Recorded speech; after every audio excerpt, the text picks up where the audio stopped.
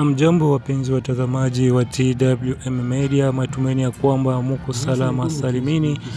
Moja kwa moja hacha tukujuze yanayojiri mashariki mwa Jamhuri ya Kidemokrasia ya Kongo, hususan sana katika jimbo la Kivu ya Kusini. Tuanzie hapo mjini Bukavu. 23 Desemba, wakazi wa Bukavu nao waliazimishwa kufanya maandamano ya amani ili kuunga mkono AFC M23 ili wasiondoke katika mji wa Bukavu kutokana na mkataba uliosainiwa huko Marekani ukiwaomba waondoke maeneo ya Uvira bila masharti yoyote.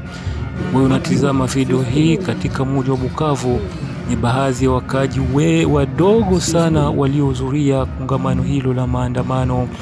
Ikumbusha kwamba katika mji wa Uvira nao hiyo Jumanne kulikuwa kumeandaliwa maandamano ya amani ili waunge mkono wasiondoke katika mji wa Uvira. Wamoja wakaji walikuwa wakipeleka mabango yameandikwa mubaki Uvira, wengine wakikuwa na mabango waondoke hatuwataki.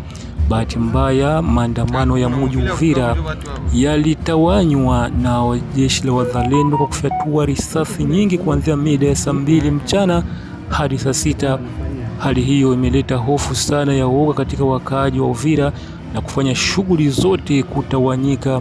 Hakuna shughuli iliyoendeshwa siku hiyo ya Jumatatu, hakuna pikipiki haiza gari ilionekana katika barabara ya taifa namba 5.